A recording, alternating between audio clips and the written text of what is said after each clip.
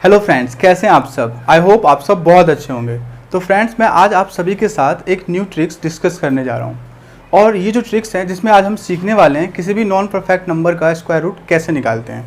अभी तक जब आपने सीखा होगा कि कोई भी नॉन परफेक्ट नंबर है उसका स्क्वायर रूट निकालने के लिए आप लॉन्ग डिवीजन मेथड को फॉलो करते थे, जो कि करने में बहुत टाइम लग जाता है और गलती होने के चांसेस भी बहुत ज़्यादा होते हैं। तो इसलिए मैंने एक शॉर्टकट ट्रिक निकाला है आपके लिए, जो आप विद इन 2-3 सेकेंड्स में आंसर दे सकते हैं। बहुत ही सिंपल ट्रिक्स हैं, बहुत इजीली आप कर लेंगे। तो बेसिकली जो मैं ये ट्रिक सिखाने वाला हूँ ये क्लास 8, 9, 10th, 11th, 12th के स्टूडेंट्स के लिए भी बहुत हेल्पफुल होने वाला है, क्योंकि जब हम आगे क्लास में जाएंगे तो हमें फटाफट आंसर निकालने होते हैं, तो हमें ये ट्रिक्स बहुत काम आने वाले हैं। और इवन जो स्टूडेंट आफ्टर 12th किसी एंट्रेंस की प्रिपरेशन कर रहे होते हैं उनके लिए भी ये वीडियो बहुत हेल्पफुल होने वाली है। तो प्लीज़ एंड तक जरूर देखना, स्किप मत करना। तो अभी तक हम क्या पढ़ते हुए हैं, अगर मैं आप सभी से बोलता था कि बताओ रूट 16 की वैल्यू क्या होगी, तो आप इजीली बोल देते हो 4, क्योंकि आपको ये बचपन से पता है, क्योंकि ये रूट 16 जो है परफेक्ट नंबर है और इसका स्क्वायर रूट निकालना बहुत ईजी है। ऐसे मैं बोलता हूँ रूट 49 का क्या होगा, तो आप बोल देते हैं 7। रूट 36 का क्या होगा, तो 6। ये सब बोलने में बहुत इजी लगता है क्योंकि ये सब आपने याद कर रखा है। लेकिन मैं आपसे अगर ये पूछूं रूट 12 की वैल्यू क्या होगी, तो क्या आप बता सकते हैं? आप 10 बार सोचेंगे, बोलेंगे पता नहीं क्या दे दिया, ये क्या पूछ लिया भैया ने। बट यकीन मानना दोस्त, अभी आपको लग रहा होगा बहुत टफ। जब मैं आपको ट्रिक सिखा दूंगा विद इन 2-3 सेकेंड्स आप आंसर बताना सीख जाओगे। तो अभी तक बहुत सारे ऐसे स्टूडेंट्स हैं जिनके मैसेजेस आ रहे थे, वो मेरे से बोल रहे थे कि मुझे लॉन्ग डिवीजन मेथड से भी निकालना नहीं आता है। तो पहले मैं थोड़ा लॉन्ग डिवीजन मेथड से उनके लिए निकाल के सिखाता हूँ कि लॉन्ग डिवीजन मेथड से कैसे निकालते हैं, फिर मैं अपने ट्रिक्स की बात करूँगा आपसे। तो अभी तक हम कैसे निकालते थे, अभी तक अगर हमें बोलता था रूट 12 का स्क्वायर रूट बताओ, तो हम क्या करते थे, 12 लिखते थे और स्क्वायर रूट निकालने जाते थे।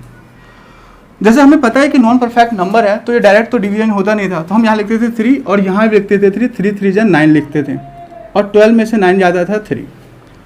जैसे कि हमें पता है कि इसके आगे कोई डिजिट नहीं है, तो हम क्या करते थे, यहाँ पे पॉइंट लगाते थे। पॉइंट लगाने के बाद हम इसके आगे 2 जीरोज लिख देते थे, क्योंकि कभी भी स्क्वायर में क्या होता है, पेयर के साथ होता है। फिर हम 3 और 3 को ऐड करते थे, यहाँ लिखते थे 6।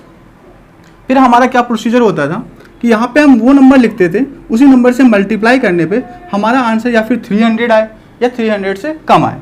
तो अगर हम इसको करते थे तो हम क्या करते थे, अगर मान लो मैं 6 को 4 लिखूंगा तो 4 से ही मल्टीप्लाई करूंगा, तो 4 4 जा 16, 1, 6 4 जा 24 प्लस 1 25, मतलब 256। मतलब ये है कि अगर मैं यहाँ पे 4 लिखता हूँ तो यहाँ पे भी 4 लिखता हूँ और यहाँ लिखता था मैं 256 और फिर मैं यहाँ पे सब्ट्रैक्ट करता था। तो 10 में से 6 गया 4, 9 में से 5 गया 4 और ये हो गया हमारा खत्म। अब 64 प्लस 4 68 लिखते हैं। अब सवाल ये उठता है कि आखिरकार ये हम कब तक निकालते जाएंगे। तो हमारा ये होता है कि डेसिमल के बाद हम एटलीस्ट 2 डिजिट जरूर निकालते हैं। मिनिमम 2 डिजिट तो हमें चाहिए ही चाहिए होता है जब हम स्क्वायर रूट की बात करते हैं। तो मतलब हमें एक डिजिट कम से कम और निकालना है। तो यहाँ पे फिर से मैं ऑलरेडी पॉइंट लगा चुका हूँ, तो 2 जीरोज लिख सकता हूँ। अब यहाँ पे मैं वही नंबर डालूंगा, या फिर एग्जैक्टली 4400 आ जाए या 4400 से कम। तो अगर मैं यहाँ पे 68 को अगर 6 लिखूंगा तो 6 से ही मल्टीप्लाई करूंगा। 6 6 जा 36, 8 6 जा 48 प्लस 3 51, 6 6 जा 36 प्लस 5 41। मतलब मैं लिखूंगा 4116 और यहाँ पे लिखूंगा 6, तो यहाँ पे भी लिखूंगा 6 और फिर हम इसको सब्ट्रैक्ट कर देते हैं। 10 में से 6 गया 4, 9 में से 8 284। ये आपने निकाल लिया। तो अगर मैं आप बोलता हूँ कि बताओ रूट 12 की वैल्यू क्या होगी, तो आप बोलोगे कि रूट 12 की वैल्यू 3.46, या आप ये भी बोल सकते हैं 3.5 अप्रॉक्स। क्या लगता है आपको? नहीं लगता कि ये वेस्टिंग ऑफ टाइम है? अगर पेपर में आप 10th क्लास के स्टूडेंट्स हो या 12th क्लास के बाद एंट्रेंस की प्रिपरेशन कर रहे हो, तब क्या आपको लगता है कि आप ऐसे मेथड को फॉलो करोगे? बिल्कुल वेस्टिंग ऑफ टाइम है। इसके लिए ही ऐसे ट्रिक्स बनाया है मैंने कि आप विद इन 2-3 सेकेंड्स में इसका आंसर निकालना सीख जाओगे। तो चलिए अब मैं ट्रिक्स की ओर ले जाता हूँ आपको। तो ट्रिक्स क्या कहता है, ध्यान से देखिए। ट्रिक्स ये क्या कहता है, अब मैं ट्रिक्स की बात कर रहा हूँ, ट्रिक्स क्या कहते हैं। पहले देखिए रूट 12 का निकालना है हमें, तो रूट 12 लिखूंगा। मेरी बात को ध्यान से सुनना। अब मैं रूट 12 को ऐसे पार्शल करूँगा, मतलब मैं रूट 12 में एक ऐसा नंबर ढूंढूंगा जिसका स्क्वायर रूट इजीली पता कर सकते हैं। जैसे कि √12 को क्या मैं ऐसे लिख सकता हूँ 9 + 3, क्योंकि हमें पता है 9 का रूट मैं इजीली निकाल सकता हूँ 3 होता है, तो इसलिए मुझे इसको पता है कि मैं 9 का इजीली कर सकता हूँ 3, तो इसलिए मैं क्या करूँगा, इसको तो ऐसे लिख सकता हूँ। तो क्या मैं 9 का रूट क्या होता है 3, तो आप इजीली लिख लोगे 3, साइन क्या है प्लस, तो प्लस ये वाला नंबर एज इट इज ऐसे उतार लेना है, और ये जो नंबर है उसको हमें क्या करना होता है 3 से मल्टीप्लाई, जो ये नंबर होगा उसको हमें 2 से मल्टीप्लाई कर देना है। तो जैसे मैं इसको सॉल्व करके दिखाता हूँ, 3 का 3, 3 2 = 6, तो अगर मैं सॉल्व करूँ तो 1/2, 3 प्लस अगर 2 से 1 को डिवाइड करूँगा तो 2 5 = 10, मतलब 0.5, तो इसको मैं ऐड कर दूँ तो 3.5। क्या लगता नहीं है कि आपको 3.5 ये भी आ गया, 3.5 ये भी आ गया? आपको लगता है कि नहीं लगता कि बहुत ईजी है? बहुत ईजी ट्रिक्स है। मैंने क्या बोला आपको, मैंने बोला कि इस 12 को आप ऐसे बनाओ कि एक ऐसा नंबर चूज करो जिसका परफेक्ट स्क्वायर इजीली निकाला जा सकता है। तो मैंने 12 के नियर कौन सा नंबर है भाई, 12 के नियर तो 9 भी है और 16 भी है, क्योंकि 16 का भी परफेक्ट स्क्वायर होता है 4, और 12 का तो 9 भी होता है, तो क्या हम 16 से भी निकाल सकते हैं? हाँ, 16 से भी निकाल सकते हैं। अब किसी के माइंड में तो ये भी तो आ सकता है कि जैसे √12 है, क्या मैं इसको ऐसे निकाल सकता हूँ? कैसे? आप बोलोगे हम ऐसे भी तो लिख सकते हैं 12 को, 16 - 4, 16 - 4 12, आंसर इज ट्रू। अब 16 को मैं क्या लिख सकता हूँ 4, हाँ, माइनस का साइन है तो -4, ये वाला नंबर एज इट इज लिखना है, और ये वाला नंबर है उसका डबल कर देना है, तो मैं डायरेक्ट लिख दूंगा 4 2 = 8। अगर मान लो 5 होता तो 5 2 = 10, डबल कर देना है सीधे, 4 1 = 4, 4 2 = 8। तो मैं एक लिख सकता हूँ 4 - 1/2 0.5, तो 4 में से 0.5 गया 3.5, ईजी। क्या ये करना जरूरी था? है कि नहीं सिंपल? बहुत सिंपल। अगर आपको मेरी ये बात समझ में आ रही होगी तो प्लीज़ वीडियो को दोस्तों के साथ शेयर करना, ताकि मुझे पता चले कि आपको बात समझ में आती है, और ज़्यादा से ज़्यादा लाइक और कमेंट करना। ये तो मैंने अभी 2 डिजिट के सिखा दिए, लेकिन आपके मन में आता होगा कि 2 डिजिट के क्या सारे डिजिट के ऐसे करेंगे?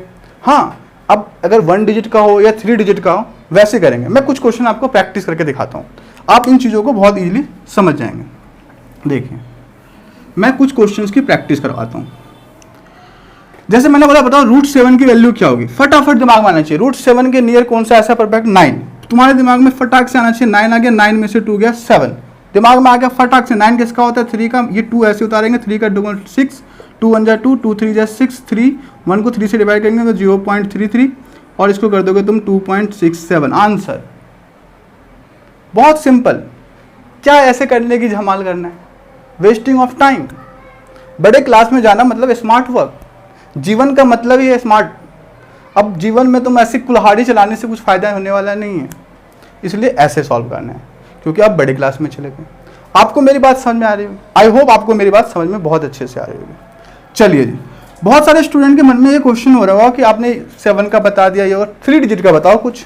3 डिजिट का कैसे करेंगे? 3 डिजिट का भी ऐसे करना है जैसे मैं बता रहा हूँ आपको। √628 का बताइए, √628 का। तो आपके मन में क्या हो? मैंने बोला कि एक ऐसा नंबर चूज करिए 628 के जिसका परफेक्ट स्क्वायर रूट निकाला जा सकता हूँ। तो 628 मतलब 625 हमें पता होता है कि 25 का होता है, तो मैं ऐसे लिख सकता हूँ 625 + 3 628। जब हमें पता है 625 किसका होता है? 25 का होता है, तो मैं लिख सकता हूँ 25 + 3, और 25 का सीधा डबल कर देंगे 50। मैंने पहले बताया कि यहाँ पे होगा डबल। अब तुम क्या करोगे, यहाँ पे 25 का 25 और 3 को डिवाइड, 50 से हम 3 को डिवाइड करेंगे, तो 50 से 3 को डिवाइड करेंगे तो होगा नहीं, तो क्या करते हैं हम यहाँ पे पहले पॉइंट लगाते हैं, फिर जोड़ेंगे, फिर भी नहीं हो रहा है, मतलब हमें यहाँ पे 0 लिखना होगा, और ये 56 = 300, तो क्या आया 0.06। अब इस दोनों को ऐड कर लेंगे तो 25.06 आ गया आंसर। है कि नहीं सिंपल? बहुत आसान। जीवन जीना सफल हो गया आज। ऐसे लग रहा है कि सवाल नहीं कर रहे हैं हम, ऐसे लग रहा है कि प्रसाद खाने को मिल रहा है। तो कितना मज़ेदार है, मेरा यकीन मानना दोस्त। ऐसे ऐसे ट्रिक सिखाऊंगा, मैथ्स तुम्हें कभी भी बर्डन नहीं लगेगा, तुम्हें लगेगा मैथ्स से प्यार हो जाए, ऐसे लगेगा कि भाई मैथ्स करने के लिए मैं जन्म लिया हूँ। बहुत अच्छे भैया, ऐसे करो, मेरे को बात आपकी समझ में आ गई। मैं कुछ क्वेश्चन देने वाला हूँ, मैं कुछ क्वेश्चन देता हूँ, आप उन क्वेश्चंस का आंसर मेरे कमेंट बॉक्स में ज़रूर लिखना। मैं देखता हूँ कि आपको मैंने जो ट्रिक्स सिखाए हैं वो समझ में आए नहीं। तो देखिए क्या है, ये क्वेश्चन आपके लिए ये है, आप फटाफट बता के बताना। √11 का क्या होगा? √629 का क्या होगा? ऐसे मैं बोल रहा हूँ 984 का क्या होगा, फटाफट ये सब आप ऐसे ही कर सकते हैं। √13 का क्या होगा, √5 का वैल्यू क्या होगा, समझ में आ गया होगा आपको करना कैसे है।